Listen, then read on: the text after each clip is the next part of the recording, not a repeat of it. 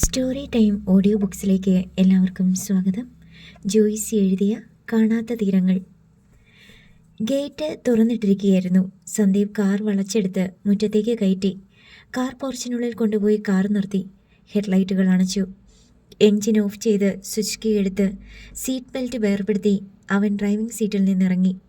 അല്ലിമ യാത്രക്കിടയിൽ മയങ്ങിപ്പോയിരുന്നു. എങ്കിലും കാർ നിന്നയുടനെ ഉണർന്ന് വീട്ടിലെത്തിയോ എന്ന ആത്മഗതത്തോടെ വിസ്മയഭരിതയായി ഡോർ തുറന്നിറങ്ങി. ഒന്നും അറിഞ്ഞില്ല അല്ലേ? സന്ദീപ് അവളോട് ചിരിച്ചും കൊണ്ട് ചോദിച്ചു. സന്ദീപേട്ടന് ക്ഷീണമൊന്നുമില്ലേ?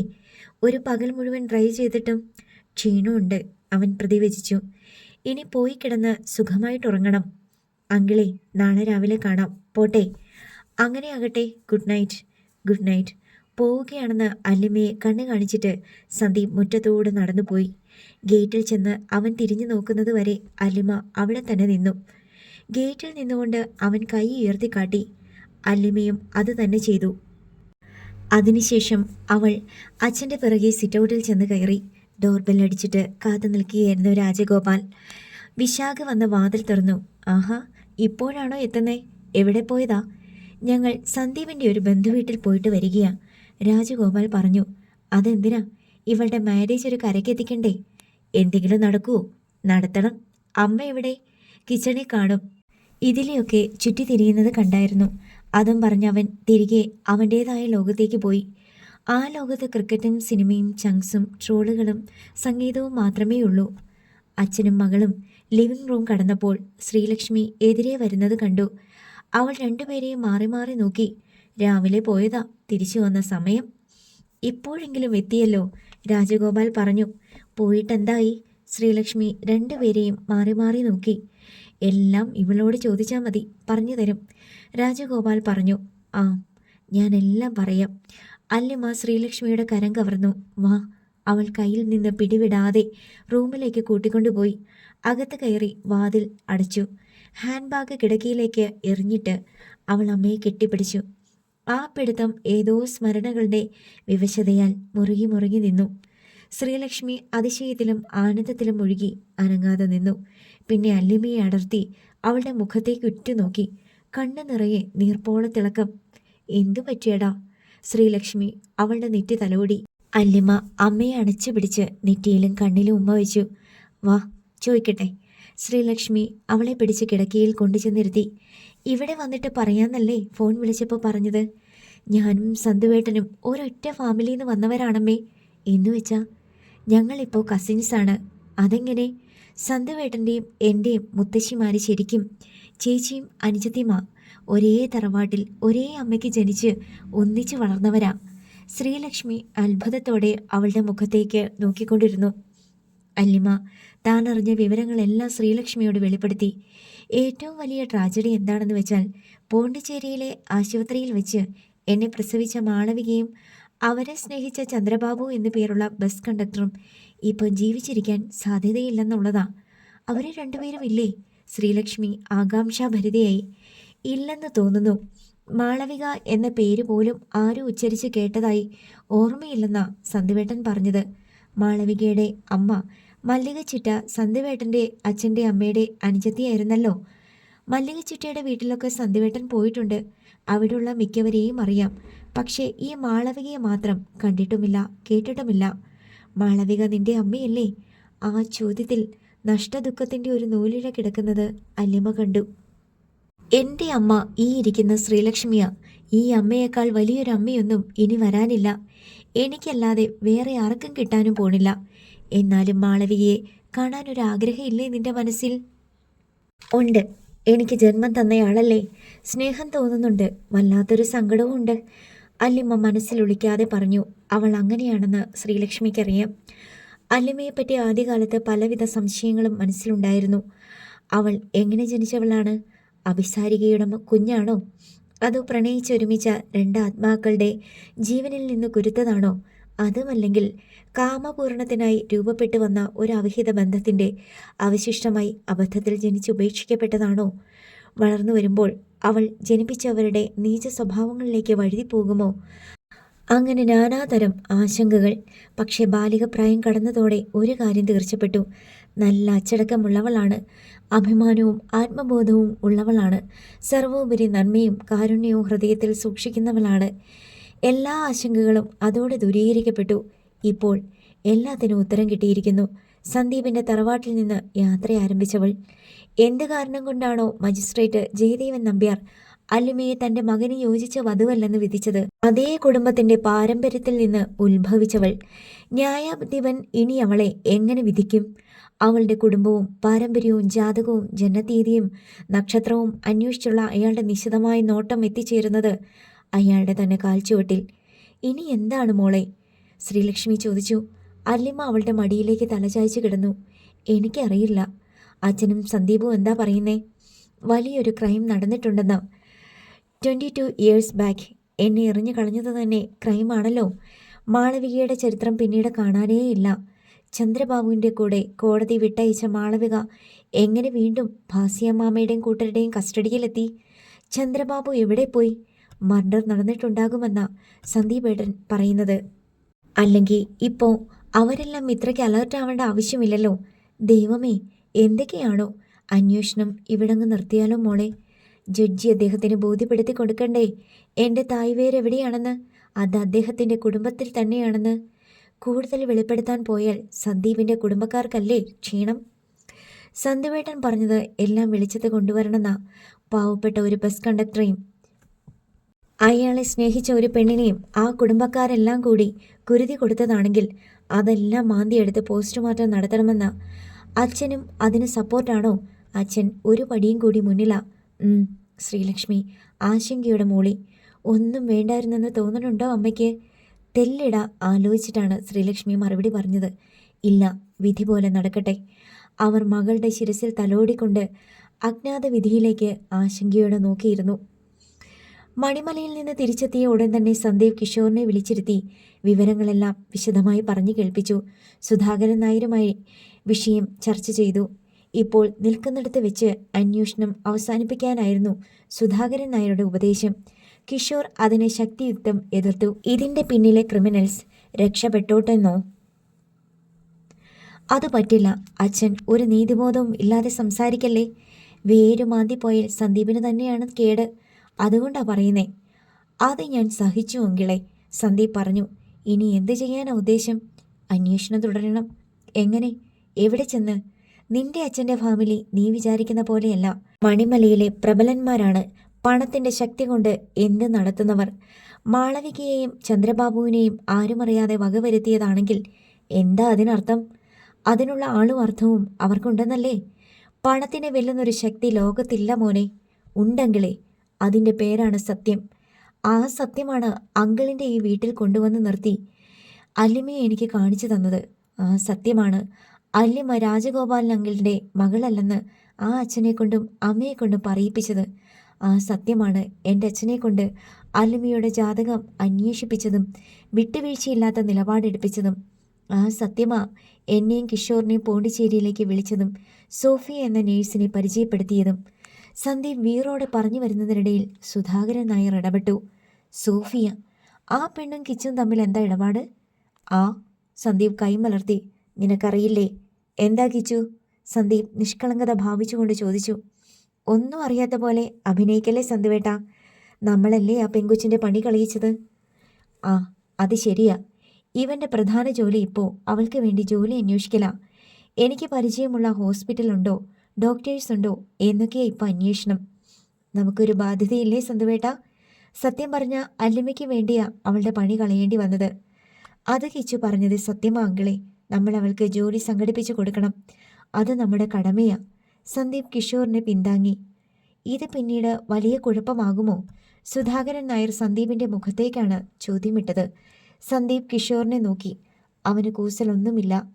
കുഴപ്പമായേക്കും അങ്കിളെ. അവൻ്റെ ഇരിപ്പ് കണ്ടില്ലേ? നിന്റെ കൂടെ അയച്ചതാണോ പ്രശ്നമായത്? നീയല്ലേ നോക്കേണ്ടിയിരുന്നത്? ഞാനിവനോട് തുടക്കം മുതലേ പറഞ്ഞതാ സീനാക്കല്ലേന്ന്. ഒരു 100 തവണ പറഞ്ഞു. ഇത് തമാശയല്ല. നെഞ്ചത്ത് കയറി ഇറുക്കി പിടിച്ചാൽ പിന്നീട് പറിച്ചെടുത്ത് കളയണമെങ്കിൽ പ്രാണവേദന അനുഭവിക്കേണ്ടി വരും എന്നൊക്കെ. ചോദിച്ചു നോക്ക്. സുധാകരൻ നായർ മകനെ നോക്കി. കല്ലിന് കാറ്റ് പിടിച്ച പോലെ ഇരിക്കുകയാണ് കിഷോർ. ആകെയൊരു സമാധാനം, ആ പെൺകുട്ടിയെ അങ്കിളെ നമുക്ക് വിശ്വസിക്കാം, ഉടായിപ്പൊന്നുമില്ല. അങ്കിളിൻ്റെയൊക്കെ ഭാഷയിൽ പറഞ്ഞാൽ നേരെ വാ നേരെ പോ എന്ന പ്രകൃതം. ഞങ്ങൾ പറയുമ്പോൾ സ്ട്രെയിറ്റ് ഫോർവേഡ്. അടിച്ചു വളർത്തിയ പെണ്ണ. ഞങ്ങളെ ഹെൽപ്പ് ചെയ്തതിനും പുതിരെ കിട്ടി. 2 മൈനസ് പോയിന്റ്സ് ഉണ്ട്. 1 മതം, 2 പണം. സുധാകരൻ നായർ തലമുടിയിൽ വിരൽ കടത്തി ചികഞ്ഞുകൊണ്ട് അല്പനേരം ഇരുന്നു. മുഖത്ത് നിരാശയുണ്ട്. ഇവൻ്റെ പെണ്ണെന്ന് വെച്ചാൽ ഈ വീട്ടിൽ വന്ന് കയറേണ്ടവളല്ലേ?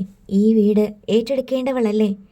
ഞാൻ മുകളിൽ പറഞ്ഞ 2 മൈനസ് പോയിന്റ്സും കണ്ണടച്ചില്ലാതാക്കിയ ഈ വീടിനു പറ്റിയവളാ. ഏൽപ്പിച്ചു കൊടുത്ത പുഷ്പം പോലെ കൈകാര്യം ചെയ്തോളും. നീയും ഇപ്പം ഇവൻ്റെ സൈഡാണോ? അല്ലെങ്കിലേ വിട്ടുകളയാനാ ഞാനിപ്പോഴും പറയുന്നേ. ആ പെണ്ണിന് ഒരുപാട് ബാധ്യതകളുണ്ട്. ഒരു ജോലി നമ്മൾ സംഘടിപ്പിച്ചു കൊടുക്കണം. അത് എൻ്റെ കടമയാ. അവൾക്ക് ഇങ്ങോട്ട് എങ്ങനെയാ? സുധാകരൻ നായർ തിരക്കി. അവൾക്ക് പ്രേമവും മണ്ണാങ്കട്ടയും ഒന്നുമില്ല. അവളെ അതിനൊന്നും കിട്ടില്ലാന്ന് ഇവനോട് മുഖത്ത് നോക്കി പറഞ്ഞിട്ടുണ്ട്. 25 ലക്ഷം രൂപയാ അവളുടെ ബാധ്യത. സുധാകരൻ നായർ കണ്ണുമിഴിച്ചു. അതെന്ത് ബാധ്യതയാ? ഒരു ബ്രദറും സിസ്റ്ററും ഉണ്ടവൾക്ക്. ഇളയതുങ്ങളാ. അവരെ പഠിപ്പിച്ച് എവിടെയെങ്കിലും എത്തിക്കണം. പിന്നെ വീടിൻ്റെ ബാധ്യത ഒഴിപ്പിച്ചെടുക്കണം. ഇവനെന്താ വട്ടുണ്ടോ തലയ്ക്ക്? സുധാകരൻ നായർക്ക് ദേഷ്യം വന്നു. അത് എന്നോട് സ്നേഹമില്ലെങ്കിലുള്ള ബാധ്യതയാ. സ്നേഹമുണ്ടെങ്കിൽ 25 ലക്ഷം ഒറ്റ സെക്കൻഡ് കൊണ്ട് 0-യിൽ വരും. കിഷോർ പറഞ്ഞു. അവൾക്ക് കുരുത്തക്കേടൊന്നും തോന്നാതിരിക്കട്ടെ. സന്ദീപ് പ്രാർത്ഥന പോലെ ഉരുവിട്ടു. ജോലി വാങ്ങിക്കൊടുത്ത് എറണാകുളത്തേക്ക് കൊണ്ടുവന്ന അടുപ്പത്തിനുള്ള സാധ്യത കൂടുതലല്ലേ? സുധാകരൻ നായർ സംശയം പ്രകടിപ്പിച്ചു. അതിനെ ഞാൻ കൊണ്ടുവരും. നിങ്ങളൊരു ഹെൽപ്പും ചെയ്തില്ലെങ്കിലും കൊണ്ടുവരും, കിഷോർ പറഞ്ഞു. ഇവൻ ഇങ്ങനൊന്നുമല്ലായിരുന്നു സന്തു. ഒരു പെണ്ണിൻ്റെ മുഖത്ത് നോക്കി 4 വാക്ക് സംസാരിക്കുന്നത് കണ്ടിട്ടില്ല. പെൺകുട്ടികളുടെ മുൻപിൽ അവൻ ഷൈ ആയിരുന്നു എന്ന് പറഞ്ഞ് ഞാനും വൈഷ്ണവിയും നിരാശപ്പെട്ടിട്ടുണ്ട്. ആ വിഷമം മാറിക്കിട്ടിയല്ലോ, കിഷോർ കൂസലില്ലാതെ പറഞ്ഞു. നീ വലിയ ആളാവല്ലേ? കൈ ചൂണ്ടി സുധാകരൻ നായർ ശാസിച്ചു. ഞാൻ എങ്ങനെയും ടോളറേറ്റ് ചെയ്യും. പക്ഷേ വൈഷ്ണവി അറിഞ്ഞാലുണ്ടല്ലോ, നിന്നെ പൊരിക്കും. അതുമാത്രമോ, സ്വന്തക്കാരും ബന്ധുക്കളും സുഹൃത്തുക്കളും. അച്ഛൻ ഏത് നൂറ്റാണ്ടിലാണ് ജീവിക്കുന്നേ? സ്വന്തക്കാരും ബന്ധുക്കാരും. അവരെ സുഖിപ്പിക്കേണ്ട കടമയൊന്നും എനിക്കില്ല. ഈ വീട്ടിൽ എത്ര പേരുണ്ട്? അവരെ മാത്രം നോക്കിയാൽ മതി. മറ്റുള്ളവർക്ക് അവരവരുടെ ജീവിതമുണ്ട്. അവരത് നോക്കട്ടെ. നമ്മുടെ വീട്ടിൽ കയറി കയ്യും തലയും ഇടണ്ട.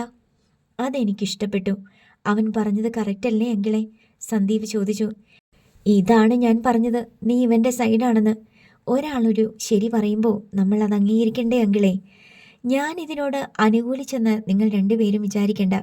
തക്ക സമയത്ത് വൈഷ്ണവിയുടെ കൂടെ നിന്ന് എതിർക്കുകയും ചെയ്യും. അതൊക്കെ അച്ഛൻ അങ്ങനെ തന്നെ ചെയ്തു. അച്ഛൻ്റെ കടമയല്ലേ? കിഷോർ പറഞ്ഞു. അങ്കിൾ, തൽക്കാലം അതങ്ങനെ നിൽക്കട്ടെ, സന്ദീപ് പറഞ്ഞു. അങ്കിൾ നാളെ ലീവെടുത്ത് എൻ്റെ കൂടെ ഹരിപ്പാട് വരെ വരണം. അതെന്തിനാ? അമ്മയോട് സംസാരിക്കാനാ. നമുക്ക് അത്യാവശ്യമായിട്ട് ചില വിവരങ്ങൾ അറിയാനുണ്ട്. അമ്മയുടെ ഹെൽപ്പില്ലാതെ പറ്റില്ല. എന്നെ ഇതിലേക്കൊക്കെ വലിച്ചിടണോ? അങ്കിളിന് ഹരിപ്പാട് വരെ വന്നാലെന്താ? എത്ര നാളായി വന്നിട്ട്? അങ്കിളിൻ്റെ ചേച്ചിയല്ലേ, വല്ലപ്പോഴും ഒന്ന് സന്ദർശിക്കണ്ടേ? കുറേ നിർബന്ധിച്ചിട്ടാണ് സുധാകരൻ നായർ സമ്മതം മൂളിയത്. പിറ്റേന്ന് രാവിലെ സന്ദീപ് രാജഗോപാലിൻ്റെ വീട്ടിൽ പോയി അല്ലിമയെയും രാജഗോപാലിനെയും കണ്ടു. താൻ ഹരിപ്പാടിന് പോവുകയാണെന്നും മിക്കവാറും ഇന്ന് തന്നെ തിരിച്ചെത്തുമെന്നും അറിയിച്ചു. അതിൻ്റെ വിശദാംശങ്ങൾ അവരുമായി ചർച്ച ചെയ്ത ശേഷം തിരികെ പോന്നു. രാവിലെ 8 മണിയോടെ സുധാകരൻ നായരും സന്ദീപും കൂടി ഹരിപ്പാട്ടേക്ക് സന്ദീപിൻ്റെ കാറിൽ യാത്ര തിരിച്ചു. അച്ഛൻ കോടതിയിലേക്ക് പോയി കഴിഞ്ഞിട്ടേ നമ്മൾ അവിടെ എത്താവൂ, ഡ്രൈവ് ചെയ്യുന്നതിനിടയിൽ സന്ദീപ് പറഞ്ഞു. അങ്ങനെ തന്നെയാണ് എത്തിയത്. 10 മണിയോടെ ജയദേവൻ നമ്പ്യാർ പോയി കഴിഞ്ഞിരുന്നു. അപ്രതീക്ഷിതമായി സുധാകരൻ നായർ എത്തിയത് രാജശ്രീയെ അത്ഭുതപ്പെടുത്തി. അതിനേക്കാൾ സ്വന്തം മകനെ ഓർക്കാപ്പുറത്ത് കണ്ടതും അവരെ ഹർഷാതിശയത്തിലാക്കി. ആരോടാദ്യം ആഹ്ലാദം പ്രകടിപ്പിക്കണം, ആരോടാദ്യം സംസാരിക്കണം എന്നറിയാതെ അവർ ഒരു നിമിഷം കുഴങ്ങി. സന്ദീപ് അമ്മയെ ആശ്രയിച്ച് പുറത്ത് തലോടിക്കൊണ്ട് ഏതാനും നിമിഷം നിന്നു. കള്ള സ്നേഹം, നീ എന്നോട് മിണ്ടുകയൊന്നും വേണ്ട. 2 ആഴ്ചയാകുന്നു വീട്ടിൽ നിന്ന് പോയിട്ട്, രാജശ്രീ സന്ദീപിനോട് കപട ദേഷ്യത്തിൽ പറഞ്ഞു. എന്നിട്ട് സുധാകരൻ നായരുടെ കൈപിടിച്ച് ഹാളിലേക്ക് കൂട്ടിക്കൊണ്ടുപോയി. ഇവൻ്റെ കൂടെയാണെങ്കിലും നിനക്കൊന്ന് വരാൻ തോന്നിയല്ലോ. അപ്പോൾ നിങ്ങൾ ആങ്ങളെയും പെങ്ങളും കൂടി സംസാരിക്ക്. ഞാൻ എൻ്റെ റൂമിലൊന്ന് കയറിയിട്ട് വരാം. നന്ദു എവിടെയമ്മേ? അവൾ സ്കൂളിൽ പോയി. ഓക്കെ. സന്ദീപ് കോണിപ്പടി കയറി മുകളിലെത്തി. വേഷം മാറി. മുറിയിൽ ആകെ ഒന്ന് കണ്ണോടിച്ച ശേഷം തിരികെ വന്നു. രാജശ്രീയും സുധാകരൻ നായരും അപ്പോൾ ഡൈനിങ് ടേബിളിനരികെ ഇരുന്ന് സംസാരിക്കുകയായിരുന്നു. അമ്മേ, സന്ദീപ് ഒരു കസേര നീക്കിയിട്ട് രാജശ്രീയുടെ അടുത്തായി ഇരുന്നിട്ട് ചോദിച്ചു. മല്ലിക ചിറ്റയെപ്പറ്റി അമ്മയ്ക്ക് നല്ലപോലെ അറിയാമല്ലോ അല്ലേ? അറിയാം. ജയേട്ടൻ്റെ അമ്മയുടെ അനുജത്തിയല്ലേ? ഞാൻ അവരുടെ വീട്ടിൽ പോയിട്ടുണ്ട്. അവരെ കാണുകയും സംസാരിക്കുകയും ഒക്കെ ചെയ്തിട്ടുണ്ട്. നീയും പോയിട്ടില്ലേ സന്തു? മല്ലിക ചിറ്റയുടെ മകൾ മാളവിക എന്നൊരു സ്ത്രീയെപ്പറ്റി അമ്മ കേട്ടിട്ടുണ്ടോ? ഉണ്ടല്ലോ. ഏതോ ഒരു ചെക്കൻ്റെ കൂടെ വീട് വിട്ടിറങ്ങിപ്പോയ പെണ്ണല്ലേ? ഓക്കെ, ഇനി ഞാൻ പറയുന്നത് അമ്മയുടെ മനസ്സിൽ രഹസ്യമാക്കി വെക്കണം. എന്താ? രാജശ്രീ ഉത്കണ്ഠയോടെ മകനെയും അനുജനെയും മാറി മാറി നോക്കി. മാളവികയുടെ മകളാണ് അല്ലിമ, അതായത് അച്ചമ്മയുടെ അനുജത്തിയുടെ മകളുടെ മകൾ. ആദ്യം ഒന്നും മനസ്സിലാകാത്തതുപോലെയായിരുന്നു രാജശ്രീയുടെ നോട്ടം. പിന്നെ ബന്ധങ്ങളുടെ ഈടും പാവും തിരിച്ചറിഞ്ഞ് അവർ അന്തം വിട്ടിരുന്നു പോയി. സന്ദീപ് താൻ അറിഞ്ഞിടത്തോളം കാര്യങ്ങൾ അമ്മയോട് വിസ്തരിച്ച് തന്നെ പറഞ്ഞു. രാജശ്രീ അമ്പരപ്പിൻ്റെയും അതിശയങ്ങളുടെയും കൊടുമുടികൾ കയറിയിറങ്ങി. അന്യനാട്ടിലെ ഏതെങ്കിലും പിച്ചക്കാരിയോ അഭിസാരികയോ പിഴച്ച് പ്രസവിച്ച് ഉപേക്ഷിച്ചു കളഞ്ഞ പെൺകുട്ടിയെന്ന് ജയദേവൻ നമ്പ്യാർ അധിക്ഷേപിച്ച് വിലക്കിയ അല്ലിമ സ്വന്തം തറവാട്ടിലെ തന്നെ അംഗമാണെന്നറിയുമ്പോൾ അദ്ദേഹത്തിനുണ്ടാകുന്ന നടുക്കവും ആശ്ചര്യവും എത്രമാത്രമായിരിക്കുമെന്ന് രാജശ്രീ സങ്കല്പിക്കാൻ ശ്രമിച്ചു. തൻ്റെ ഭർത്താവ് ഇത് വിശ്വസിക്കുമോ? സാധ്യതയില്ല. ജഡ്ജിയാണ്, തെളിവുകൾ ആവശ്യപ്പെടും. തെളിവ് കണ്ടെത്തണമെങ്കിൽ അല്ലിമയുടെ അച്ഛനെയും അമ്മയെയും കണ്ടുപിടിക്കേണ്ടി വരും. സന്ദീപ് സംശയിക്കുന്ന പോലെ അവർ ജീവിച്ചിരിപ്പില്ലെങ്കിൽ, കൊലപാതകം നടന്നിട്ടുണ്ടെങ്കിൽ പ്രശ്നങ്ങൾ കൂടുതൽ സങ്കീർണമാവുകയേ ഉള്ളൂ. എന്താ നിന്റെ ഉദ്ദേശം? രാജശ്രീ മകനോട് ചോദിച്ചു. തെളിയിക്കണ്ടേ അല്ലിമ ആരാണെന്ന്? ജാതകം എഴുതിച്ചിട്ടില്ലെങ്കിലും ജനനത്തീയതി കിട്ടിയ നിലയ്ക്ക് ഒത്തുനോക്കണ്ടേ? അല്ലാതെ ജഡ്ജി അദ്ദേഹം സമ്മതിക്കില്ലല്ലോ. സന്ദീപ് മറുചോദ്യമിട്ടു. അല്ലാതെ സമ്മതിച്ചാലോ? എൻ്റെ കയ്യിൽ തെളിവൊന്നുമില്ല. ഞാൻ ഈ പറഞ്ഞത് മുഴുവൻ വാമൊഴിയായി കേട്ട വിവരണങ്ങളാണ്. സോളിഡ് പ്രൂഫ് ഒന്നും കയ്യിലില്ല. പോണ്ടിച്ചേരി ഹോസ്പിറ്റലിൽ തെളിവില്ലേ? എന്ത് തെളിവ്? ഭാസി അമ്മാമ്മയുടെ ഭാര്യ സിന്ധുജ 96 ഡിസംബർ 3 ഒരു കുഞ്ഞിനെ പ്രസവിച്ചതായി അവിടുത്തെ രജിസ്റ്ററിലുണ്ട്. അതൊരു തെളിവാണോ? ആണെങ്കിൽ തന്നെ ഭാസി അമ്മാമ്മ ഇടപെട്ട് ആ തെളിവ് മായ്ച്ചു കളഞ്ഞിട്ടുണ്ടാകും. പിന്നെ നീ എങ്ങനെ തെളിയിക്കും? രാജശ്രീ ചോദിച്ചു. മാന്തിയെടുക്കണം. മണ്ണിനടിയിൽ ആ തെളിവുകളെല്ലാം. അതുകൊണ്ടാണല്ലോ പോണ്ടിച്ചേരിയിൽ കിടക്കേണ്ട ഭാസിയമ്മാമ്മ വരെ വെപ്രാളപ്പെട്ട് ഞങ്ങളെ വളഞ്ഞു പിടിക്കാൻ ശ്രമിച്ചത്. ഇവിടെയും സ്ഥിതി മെച്ചമാണെന്ന് അമ്മ വിചാരിക്കേണ്ട. കല്ലാറ്റുപടിക്കൽ തറവാട്ടിലെ പോലീസ് നായിക്ക് മണം കിട്ടി. അയാളും ഞങ്ങളെ വളഞ്ഞു പിടിക്കാനാ നോക്കിയത്. നീ ഇനി അത് തെളിയിക്കാൻ നിൽക്കണോ? നിനക്ക് അല്ലിയുമായുള്ള കല്യാണം നടന്നു കിട്ടിയാൽ പോരെ? എങ്ങനെ നടക്കും? അച്ഛൻ സമ്മതിക്കാതെ. അച്ഛനും കല്ലാറ്റുപടിക്കൽക്കാരും തമ്മിൽ കണ്ട് ചർച്ച ചെയ്ത് പരിഹാരം കാണാവുന്നതല്ലേ ഉള്ളൂ. ഒരു മ്യൂച്വൽ അണ്ടർസ്റ്റാൻഡിങ്. അത് ശരിയാവില്ലമ്മേ. അവരെറിഞ്ഞു കളഞ്ഞ കുഞ്ഞാണ് അല്ലിമ. അവൾ ജീവിച്ചിരിപ്പുണ്ടെന്നും അവരെയെല്ലാം അവൾക്ക് തിരിച്ചറിയാമെന്നുമുള്ള അറിവ് അവരുടെ ഉറക്കം കെടുത്തും. കാരണം അവർ നടത്തിയ വലിയ കുറ്റകൃത്യങ്ങളുടെ എല്ലാം പുറകിൽ മറഞ്ഞു കിടക്കുന്ന ഒരേയൊരു തെളിവാണ് അല്ലി. അവളുടെ ജീവന് ഭീഷണിയുണ്ടാകും. സന്ദീപ് തർക്കിച്ചു. അവൻ്റെ വാദത്തിൽ കഴമ്പുണ്ടെന്ന് രാജശ്രീക്കും ബോധ്യപ്പെട്ടു. എനിക്കും ഭീഷണിയുണ്ട്, സന്ദീപ് പറഞ്ഞു. ആ ഹേമചന്ദ്രൻ DYSP ഉണ്ടല്ലോ, അയാൾക്ക് എന്നോട് തരുമ്പ് മമതയില്ലെന്ന് ഇന്നലെ അയാളുടെ കണ്ണിൽ നിന്ന് എനിക്ക് മനസ്സിലായി. അപ്പോൾ അച്ഛനോടൊന്നും പറയണ്ടേ? വേണ്ട, അമ്മയുടെ മനസ്സിലിരുന്നാൽ മതി. അമ്മ ചെയ്യേണ്ട കാര്യം എന്താണെന്ന് വെച്ചാൽ അച്ഛനോട് വളരെ നയത്തിൽ ഫാമിലി ഹിസ്റ്ററിയൊക്കെ ചോദിച്ച് മനസ്സിലാക്കുക. പണ്ട് ബസ് കണ്ടക്ടറുടെ കൂടെ ഇറങ്ങിപ്പോയ മാളവികയ്ക്ക് എന്ത് സംഭവിച്ചു എന്ന് തിരക്കുക. മാളവിക ജീവിച്ചിരിപ്പുണ്ടെങ്കിൽ അച്ഛൻ അറിയേണ്ടതാണല്ലോ. സ്വന്തം അമ്മയുടെ അനുജത്തിയുടെ മകളല്ലേ. ജയേട്ടന് അതിൻ്റെ ഡീറ്റെയിൽസ് ഒന്നും അറിയാമെന്ന് എനിക്ക് തോന്നുന്നില്ല. എന്നോട് പറഞ്ഞിട്ടില്ല. രാജശ്രീ പറഞ്ഞു. അമ്മേ, ഞങ്ങൾ വന്നതും പോയതും ഒന്നും അച്ഛൻ അറിയണ്ട. ഞങ്ങൾ ഇപ്പം തന്നെ തിരിച്ചു പോകും, സന്ദീപ് പറഞ്ഞു. എങ്ങോട്ട്? എറണാകുളത്തേക്ക്. ഇനി അവിടെ എന്താ കാര്യം? എൻ്റെ അന്വേഷണം പാതി വഴിക്ക് നിൽക്കുക. അത് പൂർത്തിയാക്കണം. നിനക്ക് ജോലിക്ക് പോകണ്ടേ? ലീവ് എടുത്തത് കഴിഞ്ഞില്ലേ? കഴിഞ്ഞു. പോകുന്ന വഴി ഓഫീസിൽ കയറി ലീവ് എക്സ്റ്റെൻഡ് ചെയ്യാനുള്ള അപേക്ഷ കൊടുക്കണം. നീ പിന്നെ എന്തിനാ സുധാകരനെയും കൂട്ടി ഓടിപ്പിടിച്ചു വന്നത്? അമ്മയെ കാണാൻ.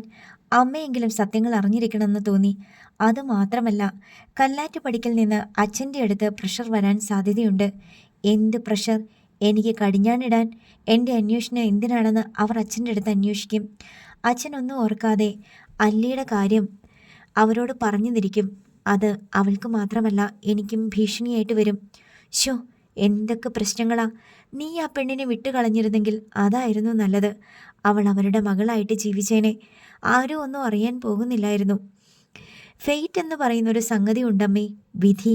അതിനെ മറികടക്കാനൊന്നും ആർക്കും പറ്റില്ല. 22 കൊല്ലം മുമ്പ് നടന്ന ക്രൈം വെളിച്ചത്ത് കൊണ്ടുവരാനും കൂടിയാ ഈശ്വരൻ അല്ലിയെ എനിക്ക് കാണിച്ചു തന്നത്, സന്ദീപ് പറഞ്ഞു. ഞാനിപ്പോൾ എന്താ ചെയ്യേണ്ടത്? എല്ലാം ചേട്ടനോട് പറഞ്ഞാലോ? എല്ലാം പറയണ്ട, പക്ഷെ കുറച്ച് പറയുകയും വേണം.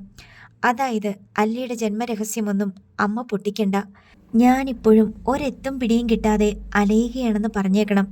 അതുമാത്രമല്ല, ഞാനും അല്ലിയും തമ്മിലുള്ള കല്യാണാലോചന വന്നതും ജാതകം കിട്ടാത്തതുകൊണ്ട് അച്ഛൻ അത് റിജക്റ്റ് ചെയ്തതും ആരോടും പറയരുതെന്ന് അച്ഛൻ്റെ അടുത്ത് അമ്മ ഉറപ്പിച്ച് പറയണം. അച്ഛൻ ആരോട് പറയാനാ ചേച്ചി? സുധാകരൻ നായർ ഇടപെട്ടു. മണിമലയെന്ന് അന്വേഷണം വരും. സന്തു എന്തിന് പഴയ കേസിൻ്റെ പുറകെ നടക്കുന്നു എന്നവർ ചോദിക്കാതിരിക്കില്ല. അവൻ അല്ലിമ്മയുടെ ഡേറ്റ് ഓഫ് ബർത്ത് അന്വേഷിച്ചു പോയതാണെന്ന് പറഞ്ഞാൽ അവർക്കെല്ലാം പിടികിട്ടും. അവൻ പോണ്ടിച്ചേരിക്ക് പോയത് എന്തിനാണെന്ന് മണിമലക്കാർ ചോദിക്കില്ലേ? പത്രത്തിൻ്റെ എന്തോ റിപ്പോർട്ട് എടുക്കാൻ പോയതാണെന്ന് പറഞ്ഞാൽ മതി, സന്ദീപ് നിർദ്ദേശിച്ചു. എടാ, നീ മണിമല ചെന്നതും മാളവികയെയും ബസ് കണ്ടക്ടറെയും തിരക്കിയതും എല്ലാം അവനറിഞ്ഞു കാണില്ലേ? അമ്മയെ അതൊന്നും അന്വേഷിക്കണ്ട, ഞാൻ ഈ പറഞ്ഞ പോലെ ചെയ്താൽ മതി. പിന്നെ മല്ലിക ചിട്ടയുടെ മകൾ മാളവിക ഇപ്പോൾ എവിടെയുണ്ടെന്ന് സൂത്രത്തിലൊന്ന് ചോദിക്കണം. അച്ഛന് സംശയമൊന്നും തോന്നരുത്. രാജശ്രീ പാതി മനസ്സോടെ എല്ലാം തലയാട്ടി സമ്മതിച്ചു. സുധാകരൻ നായരും സന്ദീപും അധികം വൈകാതെ എറണാകുളത്തേക്ക് മടങ്ങിപ്പോയി. ജയദേവൻ നമ്പ്യാർ കോടതിയിൽ നിന്ന് തിരിച്ചെത്തുമ്പോൾ എല്ലാം വിശദമായി പറയാമെന്ന് കരുതി രാജശ്രീ കാത്തിരുന്നു. വൈകുന്നേരം 4:30 മണിയായപ്പോൾ ഒരു ടയോട്ട ഫോർച്യൂണറും പോലീസ് ഇന്നോവയും വീട്ടുമുറ്റത്തേക്ക് ഇരമ്പി കയറി വന്നു. മുറ്റത്തെ മണലിൽ ടയറുകൾ ഉരസുന്ന ശബ്ദം കേട്ട് രാജശ്രീ വന്ന് നോക്കിയപ്പോൾ ബാലകൃഷ്ണ മേനോനും ഹരീന്ദ്രനും മറ്റ് 2 പേരും ഫോർച്യൂണറിൽ നിന്ന് ഇറങ്ങുന്നത് കണ്ടു. ഇന്നോവയിൽ നിന്ന് ഹേമചന്ദ്രൻ ഇറങ്ങി. ഡ്രൈവ് ചെയ്തിരുന്ന പോലീസുകാരനും ഇറങ്ങി വന്നു. രാജശ്രീ അന്തം വിട്ടു നിന്നു. ബാലകൃഷ്ണ മേനോനും ഹേമചന്ദ്രനും ഹരീന്ദ്രനും ജഗന്നാഥക്കുറുപ്പും കൂടിയാണ് വീട്ടിലേക്ക് കയറി ചെന്നത്. രാജശ്രീ പൂമുഖവാതിൽക്കൽ വന്ന് അവരെ സ്വീകരിച്ചനയിച്ച് ഹാളിലിരുത്തി. ജയദേവൻ കോടതി കഴിഞ്ഞ് വന്നില്ല അല്ലേ? ബാലകൃഷ്ണമേനോൻ ഭംഗിവാക്ക് പറഞ്ഞു. എത്തേണ്ട സമയമാവുന്നേയുള്ളൂ. സന്ദീപ് ഇവിടെ ഇല്ലേ? ഇല്ല. എവിടെ പോയി? പോണ്ടിച്ചേരിക്ക് പോയതായിരുന്നു. രാജശ്രീ കരുതലോടെയാണ് സംസാരിച്ചത്. പോണ്ടിച്ചേരിക്ക് എന്തിനു പോയി? ഭാസിയേട്ടനെ കാണാനോ? ബാലകൃഷ്ണമേനോൻ ചോദിച്ചു. പത്രത്തിൻ്റെ എന്തോ റിപ്പോർട്ട് എടുക്കാൻ പോയതാണെന്നാ പറഞ്ഞത്. എന്ത് റിപ്പോർട്ട്? അതൊന്നും എനിക്കറിയില്ല. അതിനുശേഷം സന്ദീപ് ഇങ്ങോട്ട് വന്നതേയില്ലേ? ഇല്ല. അതെന്താ വരാത്തത്? പോണ്ടിച്ചേരിന്ന് അവൻ തിരിച്ചെത്തിയില്ലേ? ഹേമചന്ദ്രൻ രാജശ്രീ സൂക്ഷിച്ചു നോക്കി. അവൻ എറണാകുളത്ത് സുധാകരൻ്റെ അടുത്ത് എത്തിയിട്ടുണ്ടായിരുന്നു. ആരാ സുധാകരൻ? ഹേമചന്ദ്രൻ തിരക്കി. എൻ്റെ ബ്രദറാ. ഓ, അത് ശരി. കണ്ടിട്ടുണ്ടായിരിക്കും, പക്ഷേ മുഖം ഓർമ്മ വരുന്നില്ല. സന്ദീപ് എന്തിനാണ് പോണ്ടിച്ചേരിക്ക് പോയതെന്ന് ഇവിടെ പറഞ്ഞിട്ടില്ല അല്ലേ? പത്രത്തിന് റിപ്പോർട്ട് എടുക്കാൻ വേണ്ടി. മിക്കവാറും യാത്രയല്ലേ? അങ്ങനത്തെ ജോലി അവനിഷ്ടം. കസേരയിൽ തന്നെ ഇരുന്നുകൊണ്ട് ജോലി ചെയ്യുന്നത് ഭയങ്കര ബോറാണെന്ന് അവൻ പറയാറില്ല. പക്ഷെ ഇത്തവണ പത്രവുമായി ബന്ധപ്പെട്ട കാര്യത്തിനാണ് അവൻ പോയതെന്ന് തോന്നുന്നില്ല, ബാലകൃഷ്ണ മേനോൻ പറഞ്ഞു. ആ, അത് പോട്ടെ, അവൻ്റെ കാര്യമല്ലേ. ബാലമ്മാമ വരുന്ന കാര്യം ചേട്ടൻ്റെ അടുത്ത് പറഞ്ഞായിരുന്നോ? ഇല്ല, ഞങ്ങൾ ഇങ്ങോട്ടായിട്ട് വന്നതല്ല. കായംകുളത്തൊരു ബസ് നോക്കാൻ വന്നതാ. അപ്പോൾ ഇവിടെയും ഒന്ന് കയറിയിട്ട് പോകാമെന്ന് കരുതിയതേ ഉള്ളൂ, ബാലകൃഷ്ണ മേനോൻ പറഞ്ഞു. പോലീസ് വണ്ടിയൊക്കെ കണ്ടപ്പോൾ ഞാൻ ഓർത്തു ജയേട്ടൻ്റെ കോടതിയിലുള്ള ഏതോ കേസുമായിട്ട് ബന്ധപ്പെട്ട് വന്നതാണെന്ന്. പോലീസ് വണ്ടി ഹേമചന്ദ്രൻ്റേതാ. ഇവൻ ക്രൈംബ്രാഞ്ചിലല്ലേ? ഞാൻ പോന്നപ്പോൾ ഹേമചന്ദ്രനെയും കൂടെ കൂട്ടിയെന്നേ ഉള്ളൂ. ഇവനാ ഇപ്പം തറവാട്ടിൽ താമസിക്കുന്നേ. എനിക്കറിയാം, ബാലമാമയുടെ മോളുടെ ഹസ്ബൻഡല്ലേ. ഇപ്പോൾ ബാലമാമയ്ക്ക് ബസ് സർവീസൊക്കെ ഉണ്ടോ? എല്ലാം നിർത്തിയതല്ലായിരുന്നോ? വീണ്ടും തുടങ്ങിയാലോ എന്ന് ഒരാലോചന. നിർത്തിയിട്ട് കുറേ കാലമായി. ഇവിടെ രാജശ്രീക്ക് ഒരു പിടിവള്ളി കിട്ടി. ബാലമ്മാമ്മയുടെ മോളല്ലേ പണ്ടൊരു ബസ് ഡ്രൈവറുടെ കൂടെ ഇറങ്ങിപ്പോയത്? ബാലകൃഷ്ണ മേനോന് ഉള്ളിലൊരു അരിശമുണ്ടായെങ്കിലും അതടക്കിക്കൊണ്ട് പറഞ്ഞു. എൻ്റെ മോളല്ല, പെങ്ങടെ മോളാ, മല്ലികയുടെ. അരികെയിരുന്ന ജഗന്നാഥക്കുറുപ്പിനും ഹരീന്ദ്രനും തെല്ലൊരു ജാളിയുമുണ്ടായി. ഓ സോറി, ഞാൻ അറിയാതെ ചോദിച്ചതാ, രാജശ്രീ ക്ഷമാപണം നടത്തി. ജഗന്നാഥനെയും ഹരീന്ദ്രനെയും ഓർമ്മയില്ലേ? മേനോൻ കുറ്റപ്പെടുത്തുന്ന പോലെ ചോദിച്ചു. മല്ലികയുടെ ഹസ്ബൻഡും മകനുമായി ഇരിക്കുന്നേ. എനിക്കറിയാം, എനിക്ക് മനസ്സിലായി. ഞാൻ ചോദിച്ചത് തെറ്റായിപ്പോയോ? ജഗന്നാഥൻ്റെ മോളാ അന്ന് പോയത്. ബസ് ഡ്രൈവറുടെ കൂടെയല്ല, കണ്ടക്ടറുടെ കൂടെ. അങ്ങനെ പോയതായിട്ട് കേട്ടിട്ടുണ്ടെന്നേ ഉള്ളൂ. ആ കുട്ടി ഇപ്പോൾ എവിടെയാ ഉള്ളത്? പിന്നീട് തിരിച്ചു വന്നോ? ജഗന്നാഥനോടും ഹനീന്ദ്രനോടുമായിരുന്നു ചോദ്യം. ഞങ്ങൾ പിന്നീട് അന്വേഷിച്ചിട്ടില്ല, എവിടാണെന്നും അറിയില്ല, ജഗന്നാഥ കുറുപ്പ് പറഞ്ഞു. ഇപ്പോൾ വർഷം കുറേ ആയില്ലേ? രാജശ്രീ ചോദിച്ചു. ആ, കുറേ കാലം മുമ്പാ. അല്ലിമയുടെ മുത്തച്ഛനും അമ്മാവനുമാണ് മുന്നിലിരിക്കുന്നതെന്ന ഓർമ്മ രാജശ്രീയെ ആശ്ചര്യപ്പെടുത്തി. കൂടുതൽ എന്തെങ്കിലും ചോദിച്ചാൽ സംശയിക്കപ്പെടുമെന്ന് തോന്നിയതിനാൽ മല്ലിക ചിറ്റയുടെ മകളെ പറ്റിയുള്ള അന്വേഷണം അവിടെ നിർത്തി. ഞാൻ ജയേട്ടനെ വിളിച്ച് നിങ്ങൾ വന്ന വിവരം പറയാം. വേണമെന്നില്ല, അയാൾ എന്തായാലും ഇങ്ങോട്ടല്ലേ വരുന്നേ, ബാലകൃഷ്ണ മേനോൻ പറഞ്ഞു. ചിലപ്പോൾ എന്തെങ്കിലും കാരണം കൊണ്ട് വൈകിയാലോ? രാജശ്രീ അവിടെ ടീപ്പോയിലിരുന്ന തൻ്റെ ഫോൺ എടുത്തുകൊണ്ട് ഡൈനിങ് റൂമിന് നേർക്ക് നീങ്ങി. ഇവിടെ നിന്നോണ്ട് വിളിച്ചാലെന്താ, വിവരം പറഞ്ഞാൽ മതിയല്ലോ, ഹേമചന്ദ്രൻ പറഞ്ഞു. രാജശ്രീ തിരിഞ്ഞ് ഹേമചന്ദ്രനെ നോക്കി. ആ ഒറ്റ നിമിഷം കൊണ്ട് രാജശ്രീക്കും അവിടെ നിന്നവർക്കും ഇടയിൽ അദൃശ്യമായൊരു മതിലുണ്ടായി. നിഷ്പക്ഷമതിയായി നിന്നിരുന്ന രാജശ്രീ ആ ഒറ്റ നിമിഷം കൊണ്ട് ആ മതിലിനപ്പുറത്ത് ഉള്ളവരുടെ ശത്രുപക്ഷം ചേർന്നു കഴിഞ്ഞു. രാജശ്രീ ഡൈനിങ് റൂമിലേക്കും അവിടെ നിന്ന് കിച്ചണിലേക്ക് നീങ്ങി. ഫോൺ എടുത്ത് ജയദേവൻ നമ്പ്യാരുടെ നമ്പറിലേക്ക് വിളിച്ചു. അവിടെ ബിസിയാണെന്ന് മറുപടി. ഓരോ തവണ വിളിച്ചപ്പോഴും അത് തന്നെ ആവർത്തിച്ചു കൊണ്ടിരുന്നു. രാജശ്രീക്ക് സംശയമായി. അവർ ഒതുക്കത്തിൽ ഊണുമുറിയിലേക്ക് ചെന്ന് ഡോർ കർട്ടനിപ്പുറം നിന്ന് ഒളിഞ്ഞു നോക്കി. ഹേമചന്ദ്രൻ്റെ കയ്യിൽ ഫോണുണ്ട്, വിളിച്ചുകൊണ്ടിരിക്കുകയാണ്. അങ്കിളെ, ഡ്രൈവ് ചെയ്തുകൊണ്ട് സംസാരിച്ചോ? കുഴപ്പമില്ല. ശരിയാ, പക്ഷെ കുഴപ്പമില്ലെന്നേ. അങ്കിളിനെ ഇപ്പോൾ തടഞ്ഞു നിർത്താനോ ചോദ്യം ചെയ്യാനോ വരില്ലല്ലോ. മജിസ്ട്രേറ്റിൻ്റെ കാറാണെന്നുള്ളത് നമ്പർ പ്ലേറ്റിന് മുമ്പിൽ എഴുതി വെച്ചിട്ടില്ലേ, പിന്നെന്താ പ്രശ്നം? രാജശ്രീ ശബ്ദമുണ്ടാക്കാതെ പിന്തിരിഞ്ഞു. തൻ്റെ ഭർത്താവിൻ്റെ സ്വകാര്യ നമ്പറിലേക്ക് കോൾ വിട്ടു. അത് കുറേ റിങ് ചെയ്തിട്ടാണ് മറുവശത്ത് നിന്ന് പ്രതികരണമുണ്ടായത്. രാജി, ഞാൻ വേറൊരു കോളിലാണ്, അത് കട്ട് ചെയ്യ്. ഹേമചന്ദ്രനാ സംസാരിച്ചുകൊണ്ടിരിക്കുന്നേ. അവരെല്ലാം കൂടി ഇവിടെ വന്നിരിക്കുകയല്ലേ. ജയേട്ടാ, ആ കോൾ കട്ട് ചെയ്യ്. സോറി, ഞാനിപ്പോൾ തിരിച്ചു വിളിക്കാം. ജയദേവന്റെ ശബ്ദം രാജശ്രീ കേട്ടു. അവര് സംസാരിച്ചുകൊണ്ടിരിക്കുമായിരുന്നു രാജി. ജയദേവൻ നമ്പ്യാർ നീരസപ്പെട്ടു. ജയേട്ടാ, വേറൊരു പ്രശ്നമുണ്ട്. എന്താണ്? സന്തുവിനെതിരെ കരുതിക്കൂട്ടി വന്നിരിക്കുക അവര്. രാജശ്രീ കിച്ചണിൽ നിന്ന് വർക്ക് ഏരിയയിലേക്ക് കടന്നു. സന്തുവിനെതിരെ എന്തിന്? അത് പറയാം. ജയേട്ടൻ ഒരു കാരണവശാലും അലിമയെക്കുറിച്ച് അവരോട് പറയരുത്. ഇവിടെ വരുമ്പോൾ അവർ ചോദിക്കും സന്തു എന്തിനാണ് പോണ്ടിച്ചേരിക്ക് പോയതെന്ന്. അലിമയുമായുണ്ടായിരുന്ന പ്രപ്പോസലിൻ്റെ കാര്യമേ പറയരുത്. കാര്യം എന്താണെന്ന് പറയൂ. സന്തുവിൻ്റെ അന്വേഷണം ഇപ്പോൾ ഓർക്കാപ്പുറത്ത് അവരെ എല്ലാം കുഴപ്പത്തിലാക്കിയിരിക്കുക. ഭാസിയമ്മാമ്മ വിളിച്ചതും എങ്ങും തൊടാതെ സംസാരിച്ചതുമൊക്കെ ജയേട്ടനറിയാമല്ലോ. എനിക്കൊന്നും മനസ്സിലാകുന്നില്ല ജയേട്ടാ. ഇവരെല്ലാം കൂടി ചേർന്ന് 1 or 2 കൊലപാതകം നടത്തിയിട്ടുണ്ട്. 22 വർഷം മുമ്പ് സന്തുവിന് അതിൻ്റെ ഒരു തുമ്പ് കിട്ടി. രാജശ്രീ പിൻവാതിൽ കൂടി പിൻവരാന്തയിലേക്ക് ഇറങ്ങി. അവിടെ നിന്ന് വടക്കേ മുറ്റത്തേക്ക് നടന്നു നീങ്ങി. അവിടെ മുകളിലേക്ക് കയറാനായി പുറമേ നിന്ന് ഗോവണിയുണ്ട്. നീ എന്നെ കുഴച്ചു മറിക്കല്ലേ രാജി. ഞാനങ്ങ് വന്നിട്ട് സംസാരിച്ചാൽ പോരെ? പോരാ, ഇവിടെ വന്നിട്ട് സംസാരിച്ചാൽ പ്രശ്നമാ. ജയേട്ടൻ ഇത് മാത്രം മനസ്സിൽ വെച്ചാൽ മതി. സന്തു പോണ്ടിച്ചേരിക്ക് പോയത് പത്രത്തിൻ്റെ ആവശ്യത്തിന് വേണ്ടിയാ, വേറൊന്നിനുമല്ല.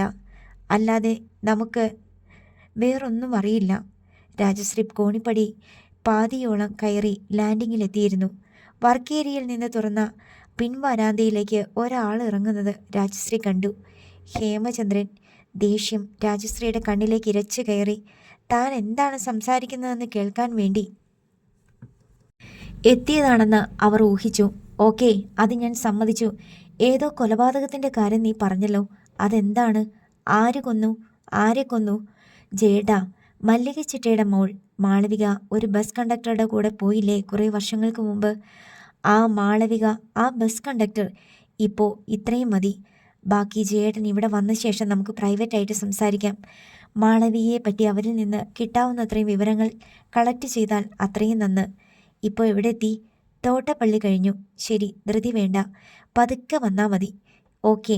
ലൈൻ ഡിസ്കണക്റ്റായി. പിൻവരാന്തയിൽ അവിടെ എത്തി നോക്കിയിട്ട് ഹേമചന്ദ്രൻ പിന്തിരിഞ്ഞു പോകുന്നത് രാജശ്രീ കണ്ടു. ഹേമചന്ദ്രൻ തിരികെ ഹാളിലെത്തിയിട്ട് പറഞ്ഞു, ആ സ്ത്രീയെ കാണാനില്ല. ഫോണും എടുത്തുകൊണ്ട് അവരെങ്ങോട്ട് പോയി? നീ ഇവിടെ ഇരിക്കുക, ബാലകൃഷ്ണ മേനോൻ ശാസനാരൂപേണ പറഞ്ഞു. നിനക്ക് പരിചയമില്ലാത്ത വീട്ടിൽ ഇങ്ങനെ കയറി ഇറങ്ങുന്ന നോക്കുന്നത് മോശമാ. അന്യവീടൊന്നുമല്ലല്ലോ ഇത്. അച്ഛൻ്റെ പെങ്ങളുടെ മകൻ്റെ വീടല്ലേ. ഹേമചന്ദ്രൻ ചെന്ന് സോഫയിലിരുന്നു.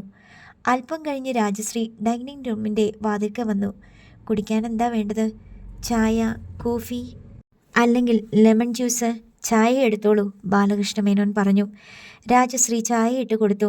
അത് കുടിച്ചു കഴിയുമ്പോഴേക്കും ജയദേവൻ നമ്പ്യാരുടെ കാർ എത്തി. ജയദേവൻ തിടുക്കത്തിൽ അകത്തേക്ക് വന്നു. വന്ന ഉടനെ എല്ലാവർക്കും ഷേക്ക് ഹാൻഡ് നൽകി. ബാലമ്മാമ ഒന്ന് വിളിച്ച് പറഞ്ഞിരുന്നെങ്കിൽ ഞാൻ കുറേ കൂടി നേരത്തെ വന്നേനെ, ജയദേവൻ പറഞ്ഞു. ഇവിടെ വരാൻ ഉദ്ദേശിച്ചല്ല, കായംകുളം വരെ വന്ന സ്ഥിതിക്ക് ഒന്ന് കയറിയിട്ട് പോകാമെന്ന് വെച്ചു.